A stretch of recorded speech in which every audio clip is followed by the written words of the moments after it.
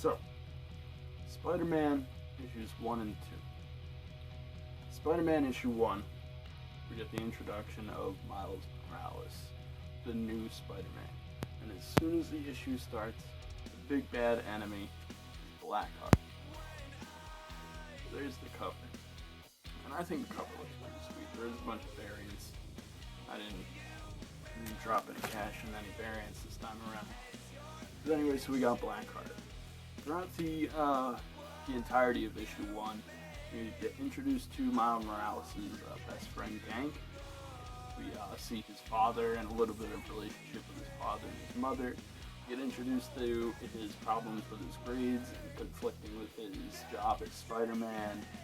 And we get a little bit of introduction into who Miles really is. So, I'll start off with my problems with issue 1. I think that Miles is written a little too much like Peter Parker, and I feel like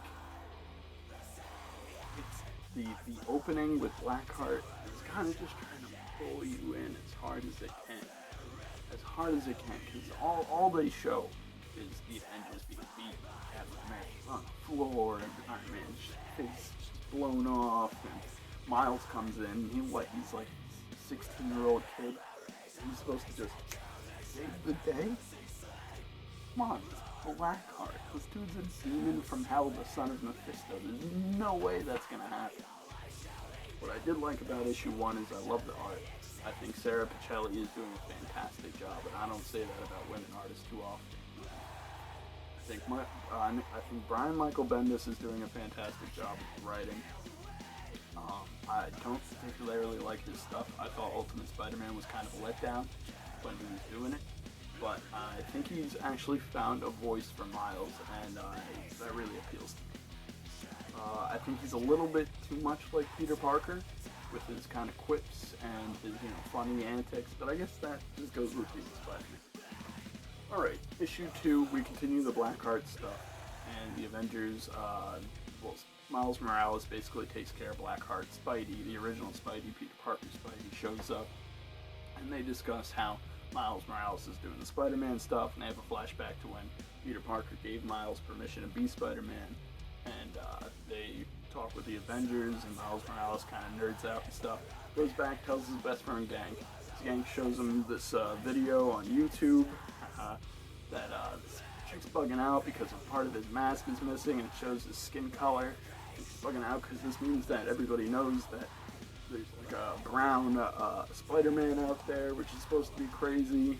So that was kind of cool. And then right at the end, there's 2 cameo appearances. On the second to last page, there's Black Cat.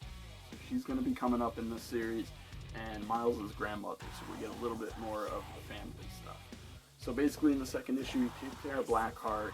He beats him up. He nerds out on the Avengers after they talk to him and give them their blessings. And then he goes back home, and his family's tearing him apart, and he sees them.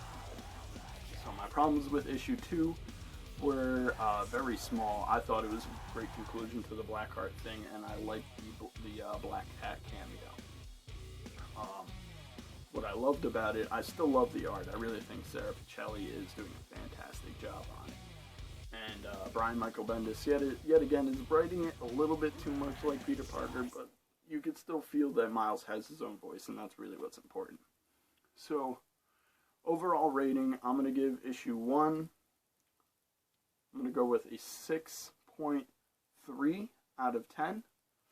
And with issue 2, I'm going to go ahead and give it a 6.5 out of 10.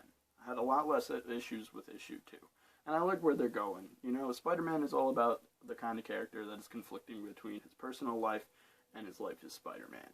So as long as they're doing that, that's how Spider-Man should be written, regardless of if it's Peter Parker, if it's Ben Reilly, or if it's Miles Morales. Alright, this is the Comic Book Critic. Thank you very much for watching.